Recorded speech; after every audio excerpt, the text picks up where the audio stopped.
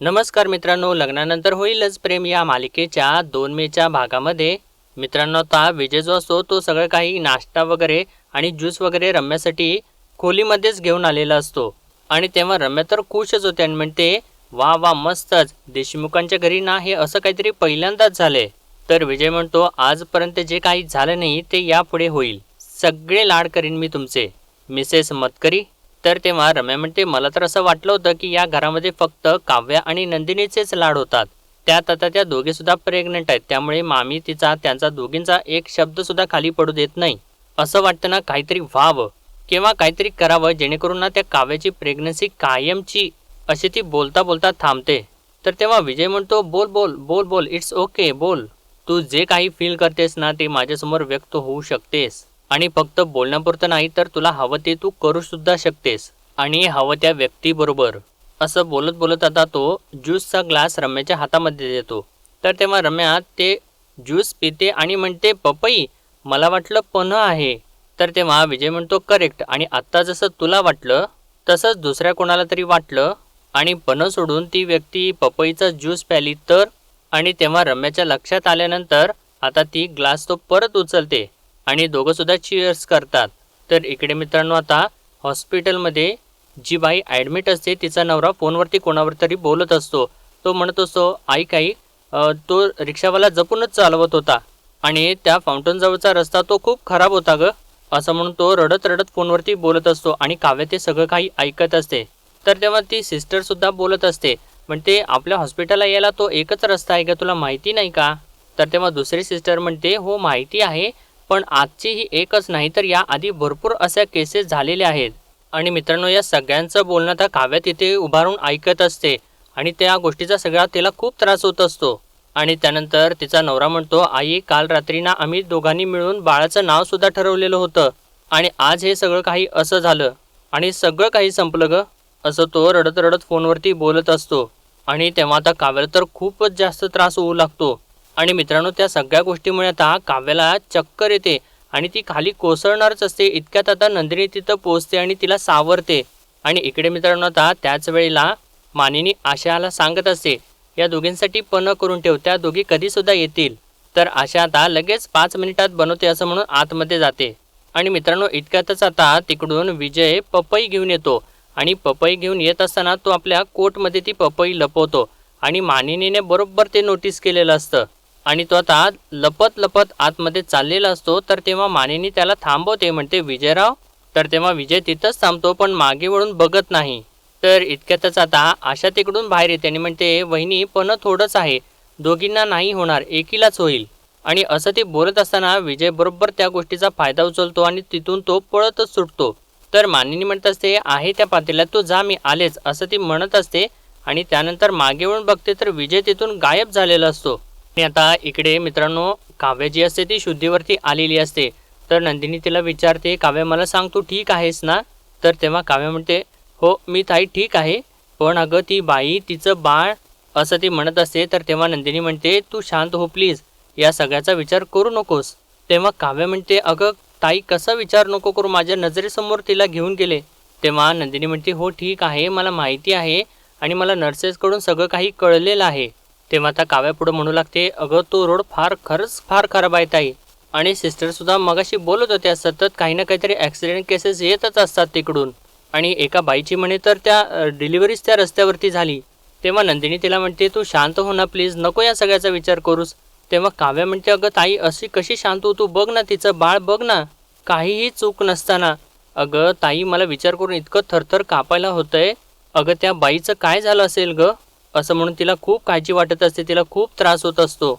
आणि म्हणते किती स्वप्न बघितलेली असतात ना आपण बाळाबद्दल, आणि आपली काही चूक नसताना बाळ आपल्या हातनं जाणं म्हणजे, असं ती बोलत असताना काव्यात नंदिनी तिला थांबवते, म्हणते ऐक माझं नीट ऐक आधी, जगात आपल्याभोवती जितक्या चांगल्या गोष्टी घडतायत ना तितक्याच वाईट गोष्टीसुद्धा घडतायत.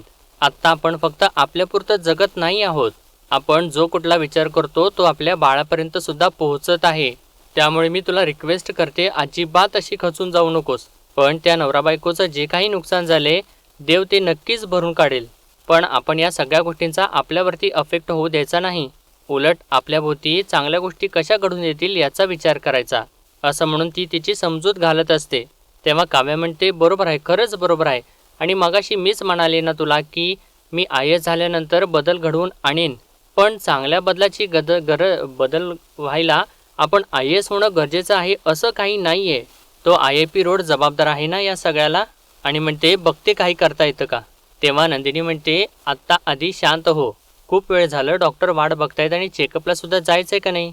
असं सांगितल्यानंतर काव्या उठते आणि चेकअपसाठी जात असते आणि परत मध्येच थांबते आणि मागे वळते. तेव्हा नंदिनी विचारते, काय झालं, मी येऊ का तुझ्यासोबत आत. तेव्हा काव्या म्हणते, नाही नाही मी जाईन, पण ताई थँक्यू, तू होतीस म्हणून माझ्यासोबत, नाही तर हे सगळं बघितल्यानंतर मी खूप बिथरले असते अगं. तेव्हा नंदिनी म्हणते, अगं वेडी आहेस का काव्या, प्लीज या सगळ्या गोष्टींचा अजिबात विचार करू नकोस. सांगितलं ना मी तुला, मी आहे तुझ्यासोबत, तू जा. असं सांगितल्यानंतर आता काव्या आतमध्ये जाते. आणि तेव्हा आता नंदिनीला तो क्षण परत आठवतो ज्यावेळेस डॉक्टरांनी सांगितलेलं असतं खूप नाजूक आणि अवघड असणार आहे काव्याची प्रेग्नन्सी, जपायला लागणार आहे त्याला. तेव्हा नंदिनी मनातल्या मनात म्हणते, जग इकडचं तिकडं झालं तरीसुद्धा मी जपीन तुला काव्या. आणि त्यानंतर मित्रांनो आता या दोघीसुद्धा बाहेर येतात.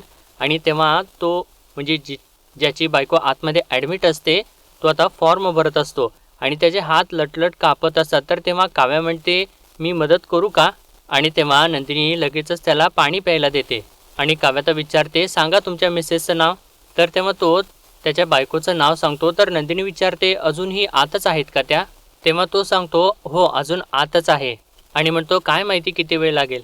तर तेव्हा काव्या म्हणते, नाही फार वेळ नाही लागणार, त्यांना डिस्चार्ज देतील. तर तेव्हा तो म्हणतो, नाही हो, हे सगळं काही विसरायला किती वेळ लागेल याचा विचार करतोय. 5वा लागला होता जस्ट. एक दिवस आम्ही दोघं मोजत होतो. आणि 2-1 महिन्यानंतर 7वा महिना. आणि मग डोहाळ जेवण. आणि मग 2-1 महिन्यानंतर डिलिव्हरी. तिला मुलगा हवा होता. ती म्हणायची, तू टूरवर गेल्यानंतर ना तुझ्यासारखा दिसणारा कोणीतरी हक्काचा हवा. आणि मला मुलगी हवी होती, तिच्यासारखी दिसणारी, तिची सावली.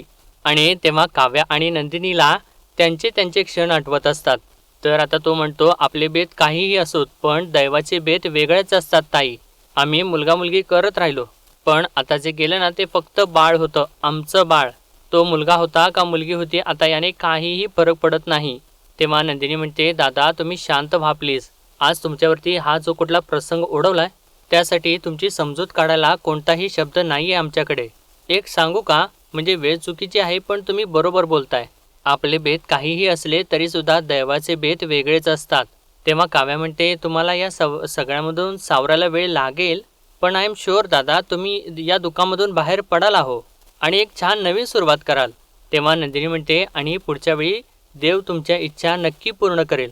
एक मुलगी होईल तुम्हाला. आणि काव्या म्हणते, एक मुलगा. आणि त्यानंतर म्हणते, सही करता का फॉर्मवर. तर तेव्हा तो फॉर्म हातामध्ये घेऊन सही करतो. आणि त्यानंतर या दोघींच्या समोर हात जोडून म्हणतो, थँक्यू सो मच ताई. असं सांगून तो आता तिथून निघून जातो. तर काव्या म्हणते, काय प्रसंग येऊन बसलाय ताई त्यांच्यावर. तेव्हा नंदिनी म्हणते, खरं आहे तुझं, आपण आपलं माणुसकी म्हणून त्यांना धीर द्यायला गेलो खरं, पण त्यांची समजूत काढण्यासाठी आपल्याकडे शब्दच नाही आहेत. तर तेव्हा काव्या म्हणते, असो आपण निघूयात. आणि हात जोडून म्हणते, देवा अशी वेळ कोणावर सुद्धा येऊ देऊ नकोस. असं बोलून काव्या पुढे जाते. तर तेव्हा नंदिनी म्हणते, खरंच कोणावर सुद्धा नाही, आणि काव्यावर तर नाहीच नाही. आणि म्हणते, देवा माझ्या लहान बहिणीच्या आयुष्यात असला कुठलाच प्रसंग येऊ देऊ नकोस. हवं तर तिची सगळी दुःख मला दे. आणि त्याच वेळेला आता इकडे आशा पन्ह तयार करत असते. आणि पन्ह बनवून झाल्यानंतर म्हणते, चला मस्तपैकी पन्ह बनवून झाले. आता नंदिनीताई आणि काव्यताई दोघेजण आल्यानंतर ना हे पन्ह पिऊन त्यांना खूप भारी वाटेल. तोपर्यंत हे पन्ह मी फ्रीजमध्ये ठेवते. असं म्हणून ते पन्ह ती फ्रीजमध्ये ठेवते. आणि इतक्यातच बाहेरून एकदम लाऊड म्युझिक ऐकू येऊ लागतं. आणि आशा ते ऐकू लागते आणि तिला काही समजत नसतं की एवढा मोठा आवाज कुठून येतोय. आणि त्याच वेळेला म्हणजे हे विजयने म्युझिक लावलेलं असतं मुद्दामून. आणि वरती खोलीमध्ये रम्या मिक्सर चालू करून पपईचा ज्यूस करत असते. आणि त्यासाठी विजयने हे मोठमोठ्याने गाणं लावलेलं असतं. आणि त्यानंतर आता ज्यूस बनवून झाल्यानंतर आता तो म्युझिक बंद करतो. तर रम्या म्हणते, पार्टनर इन क्राईम, काय मस्त आयडिया दिली आहे. तर विजय आता विचारतो, आता पुढे. तर तेव्हा रम्या म्हणते, आता पुढं जे ठरलंय तेच, तू याच्यामध्ये या सगळ्या बिया आणि साली बाहेर टाकून ये. तोपर्यंत ना मी हा ज्यूस घेऊन खाली जाते. आणि आशाने पन्ह बोलवून ठेवला असणार आहे एव्हाना. आणि त्यासुद्धा आता घरी यायला निघाल्याच असतील ना. आणि त्यानंतर आता विजय त्या बिया वगैरे घेऊन बाहेर टाकायसाठी जातो. आणि त्यानंतर रम्या आता एका बॉटलमध्ये ते ज्यूस काढते. आणि त्यानंतर तो मिक्सर जो असतो तो कपाटामध्ये लपवून ठेवते. आणि ती बॉटल घेऊन आता ती खाली येते. आणि समोर मानिनी दिसल्यानंतर ती बॉटल आपल्या पदराच्या मागे लपवते. पण मानिनीला मात्र त्याची शंका आलेली असते आणि मानिनी आता मागे वळून तिच्याकडेच बघत असते. आणि त्यानंतर आता रम्या हळूच स्वयंपाकघरामध्ये जाते आणि मानिनीने ते बघितलेलं असतं. आणि त्यानंतर आता रम्या जी असते ती फ्रीजमधून ते पन्हं काढते आणि त्या पन्ह्यामध्ये चक्क पपईचा ज्यूस मिसळते आणि म्हणते पन्ह्यामध्ये पपईचा ज्यूस मिक्स करून झाला. आता काव्या आणि नंदिनी येतील आणि पन्हं पितील, मग दोघींचं बाळही जाईल. आणि म्हणते खरं तर सॉरी नंदिनी, मला तुझ्यासोबत असं काहीसुद्धा करायचं नव्हतं, पण काय करणार, सुक्याबरोबर ओलं पण जळतंच ना. असं म्हणून ती हसते आणि ते पन्हं जे असतं ते परत फ्रीजमध्ये ठेवते आणि ती बॉटल जी असते ती तिथंच विसरते. आणि त्यानंतर आता लगेचच या दोघी घरामध्ये येतात. तर काव्य म्हणते ताई खूपच गरम होते ग. तर नंदिनी म्हणते आणि काय अगं, ग्लोबल वॉर्मिंग म्हणजे काय, आणि तरीसुद्धा लोकांना झाडं कापायचीच आहेत. तर काव्या म्हणते कोकम सरबत बनवून आणू का दोघींच्यासाठी. तर नंदिनी म्हणते अजिबात नाही, मी आशाताईंना सांगितलं होतं की पन्हं तयार करून आणा म्हणून, आणि केलं असेल त्यांनी. आणि त्यानंतर ती आशाला हाक मारते आणि विचारते तुम्ही पन्हं करून ठेवलंयत का. तर आशा म्हणते हो केलं की, मी लगेचच आणते. तर नंदिनी म्हणते नाही, तुमचं तुम्ही काम करा, मी घेऊन येते. असं म्हणून ती उठते आणि पन्हं आणण्यासाठी आतमध्ये जाते. आणि तेव्हाच आता इकडे काव्या आपला अभ्यास सुरू करते आणि तेव्हा मागे रम्या येऊन उभारलेली असते. आणि त्यानंतर ती स्वयंपाकघरामध्ये जाऊन डोकावून बघते तर इकडे नंदिनी तेच पन्हं घेऊन फ्रीजमधून काढते बाहेर आणि 2 ग्लास घेऊन त्याच्यामध्ये ते पन्हं भरते. आणि रम्या ते सगळं काही बाहेर उभारून बघत असते आडोशाला लपून. आणि तेव्हा जरासं नंदिनीचं लक्ष गेल्यानंतर लगेचच रम्या मागे लपते. आणि ज्यावेळेस आता नंदिनी बाहेर येणार असते तर तेव्हा रम्या पळत तिथून बाजूला जाते. आणि त्यानंतर आता नंदिनी बाहेर येते आणि काव्याला 1 ग्लास देते. तर काव्या म्हणते मी काय म्हणते, आपल्या रूममध्ये, माझ्या रूममध्ये बसून पिऊयात का, मस्तपैकी गार AC लावून ठेवते, चिल्ड रूम, चिल्ड पन्हं, चिल मारूया. तर तेव्हा नंदिनी म्हणते बरं ठीक आहे, हे घे, मी पातेले ना फ्रीजमध्ये ठेवून येते, तू हो पुढे. आणि 2 ग्लास तिच्या हातामध्ये देते. तर तेव्हा आता काव्या ते 2 ग्लास घेऊन तिच्या खोलीमध्ये जाते. आणि ज्यावेळेस आता नंदिनी इकडे ते पन्ह्याचं पातेलं जे असते ते फ्रीजमध्ये ठेवायसाठी जाते आणि त्याच्यावरची प्लेट काढून ते बघते तर त्याच्यामध्ये एक बी पडलेलं तिला दिसतं. आणि तेव्हाच आता इकडे काव्या आपल्या खोलीचा दरवाजा वगैरे लावून घेते आणि AC ऑन करते. आणि ज्यावेळेस इकडे नंदिनी आता ते बी जे असतं ते आपल्या हातावरती घेतं आणि तिच्या लक्षात येतं की हे तर पपईचं बी आहे. आणि ती म्हणते पपईचं बी पन्ह्यात कसं काय गेलं. आणि त्यानंतर त्या ज्यूसचा वास घेऊन बघते तर तिच्या लक्षात येतं आणि ती म्हणते कोणीतरी या ज्यूसमध्ये पपई मिक्स केलेली आहे. आणि ती आता खूप घाबरते. आणि त्याच वेळेला इकडे मित्रांनो आता काव्या जी असते ती आपल्या कानामध्ये परत हेडफोन घालते आणि नंदिनी इकडे खूप घाबरलेली असते आणि ती म्हणते काव्या, असं म्हणून ती आता जोरजोराने धावत सुटते. आणि ज्यावेळेस जाऊन दरवाजा उघडते तिच्या खोलीचा आणि समोर बघते तर काव्या ती ज्यूस पिणारच असते. इतक्यात जाऊन नंदिनी तिच्या हातामधून ग्लास काढून घेते. आणि तेव्हा काव्या तर एकदम दचकते आणि म्हणते काय घेताई, काय झालं, असं का पन्हं हिसकावून घेतलंस तू. तेव्हा नंदिनी म्हणते काव्या, हे फक्त पन्हं नाही आहे, यामध्ये पपईचा ज्यूस मिक्स केलेला आहे. अगं मला पपईची बी मिळाली पन्ह्याच्या पातेल्यात. तर तेव्हा काव्या म्हणते 1 मिनिट ताई, पण पन्ह्यामध्ये पपईचा ज्यूस कोण मिक्स करेल. आणि त्यानंतर तिला आठवल्यानंतर आता काव्या म्हणते हे रम्याचंच काम असणार आहे, शुअर शॉट हे रम्याचं काम आहे. असं म्हणून त्या दोघीसुद्धा आता तो ग्लास उचलतात आणि बाहेरच्या दिशेने रम्या रम्या असं ओरडत येतात. आणि त्यानंतर नंदिनी म्हणते आशाताई, विजय, आई, असं म्हणून सगळ्यांना त्या बोलवतात. तेव्हा मानिनी येते आणि काय झालं आरडाओरड का करताय. तर तेव्हा रम्या, विजय आणि वसूसुद्धा येते. तर तेव्हा वसू विचारते काय झाले तरी काय, एवढा आरडाओरड करून सगळ्यांना जमा का केले तुम्ही. तर तेव्हा नंदिनी म्हणते जाब विचारायला आणि म्हणते रम्या, पपईचा ज्यूस तू केला होतास ना. तर तेव्हा रम्या नाटक करू लागते आणि म्हणते पपई. तेव्हा काव्या म्हणते काय बघतेस, बोल ना. आणि म्हणते नुसता केला नाहीस तर तो ज्यूस तू आमच्या पन्ह्यामध्ये मिक्स केलास. आणि असं तिने म्हटल्यानंतर तर मानिनीला धक्काच बसतो आणि ती म्हणते काय. तेव्हा रम्या आता नाटक परत करू लागते, म्हणते पन्हं काहीतरीच काय, हे बघ ही असली फालतू कामं करायला ना वेळ नाही आहे माझ्याकडे, मी पपई आणलीसुद्धा नाही आहे आणि हातसुद्धा लावलेला नाही आहे. तर तेव्हा काव्या म्हणते हो, तर मग हात बघू तुझा. तर तेव्हा रम्या लगेचच तिचा हात पुढं करते. तर तेव्हा काव्या तिच्या हाताचा वास घेऊ लागते. तर तेव्हा मानिनी म्हणते काव्या काव्या शांत हो, अगं एवढी चिडचिड बाळासाठी चांगली नाही बाळा. तर तेव्हा नंदिनी आता तो ग्लास मानिनीच्या हातात देते आणि म्हणते हे पन्हं पिऊन बघा तुम्ही, काय प्रकार आहे हा. तर तेव्हा मानिनी म्हणते बघा मुलींनो, तुम्ही शांत व्हा, मी असं म्हणत नाही आहे की तुम्ही हे सगळं सोडून द्या, पण शांत व्हा, आपण सोक्षमोक्ष लावूयात ना या गोष्टीचा. आणि आशाला म्हणते, आशा मी तुला पन्ह करायला सांगितलं होतं बरोबर?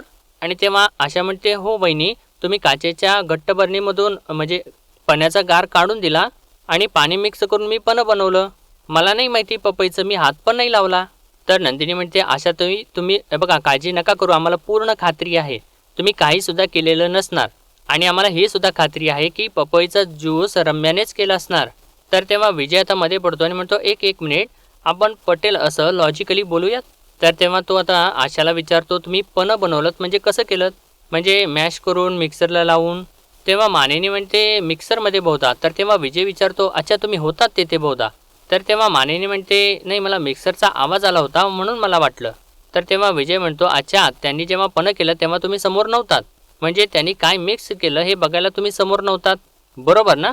तेव्हा मानेनी म्हणते, हो. तर विजय म्हणतो, पण त्यांनी मिक्सर ऑन केला हे तुम्हाला आवाजावरून कळलं, राईट?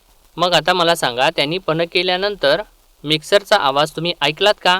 किचनमधून, दुसऱ्या खोलीतून किंवा आमच्या खोलीतून ऐकलात का? तर असं तो बोलत असताना आशा म्हणते, मी ऐकला.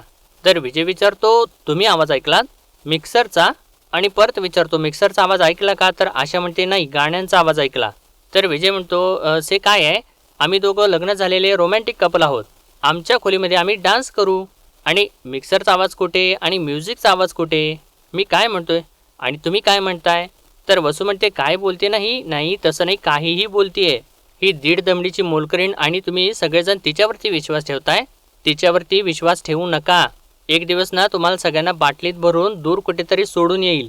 आणि वसूने बाटली असं म्हटल्यानंतर मानिनीला तो क्षण आठवतो ज्यावेळेस रम्या आता बाटली घेऊन चाललेली असते आणि तिला मानिनीला बघितल्यानंतर तिने ती बाटली लपवलेली असते. आणि आता मानिनी पुढे येते आणि रम्याला म्हणते, एक एक मिनिट, रम्या तू मगाशी स्टीलची बाटली घेऊन स्वयंपाकघरात गेली होतीस, काय होतं त्याच्यात? आणि तेव्हा नंदिनी सुद्धा म्हणते, बोल रम्या, काय होतं त्या बाटलीत? पपईचं ज्यूसच ना? तर तेव्हा रम्या म्हणते, नाही काहीतरीच, काय पाणी होतं त्याच्यामध्ये, साधं पाणी. तेव्हा मानिनी म्हणते, नक्की बघ हा. आणि म्हणते, ठीक आहे ना, मग मी एक काम करते, ती स्टीलची बाटली बाहेरच घेऊन येते, जर त्या बाटलीला पपईचा वास येत असेल ना तर ना थोबाड पडीन मी रम्या तुझं, असं ती बोट करूनच रम्याला म्हणते. आणि त्यानंतर ती बाटली आणायसाठी आतमध्ये जाते. तर रम्या तर मनातल्या मनात म्हणू लागते, रम्या ग माती खालीस, घाई ती बाटली तिथेच विसरलीस, आता तुझी वाट लागणार आहे. आणि मित्रांनो, असं ती मनात बोलत असते आणि आजचा भाग इथेच संपतो आणि पुढील भागामध्ये आपण पाहणार आहोत. नंदिनी आता रम्याला म्हणत असते, खोलीमध्ये पपईची बी नुसती मिळू देत, अशी तशी मी सोडणार नाही तुला. तर काव्या म्हणते, नाही त्या पपईसारखी सोली ना तुला तर नाही, नाव नाही लावणार, काव्या पार्थ देशमुख. आणि त्यानंतर आता वसू चक्क चप्पलच हातामध्ये घेते आणि म्हणते, आता मी हिला सोडायची नाही, असं म्हणून ती चप्पल घेते आणि उगारते. तर तेव्हा काव्या आता वसूच्या हातामधलं चप्पल म्हणजे तिचा हात तसाच वरच्यावरती पकडते आणि तिच्या चप्पलला खाली बी लागलेलं असतं. आणि काव्या म्हणते, मला सांगा, पपईची सालं आशाताईंच्या खोलीमध्ये सापडली, मग पपईची बी तुमच्या चप्पलाला कशी काय लागली आहे आत्याबाई? असं म्हटल्यानंतर आता वसू चांगलीच तिच्या तावडीमध्ये सापडते. म्हणजे मित्रांनो, जी बाटली रम्या स्वयंपाकघरामध्ये विसरलेली असते त्याची विल्हेवाट या वसूने लावलेली असते आणि ते सगळं काही आरोप आशाच्या अंगावरती टाकायसाठी तिने ते सगळं काही प्लॅन केलेलं असतं. आणि तरीसुद्धा ती बरोबर आता काव्याच्या तावडीत सापडते मित्रांनो. आणि काव्याने तर आता तिला बरोबर रंगेहात पकडलेलं असतं. तर आता नेमकं काय होतं ते आपल्याला उद्याच्या भागामध्ये कळेलच. तोपर्यंत आपल्या व्हिडिओला लाईक, शेअर आणि सबस्क्राईब नक्कीच करा. धन्यवाद.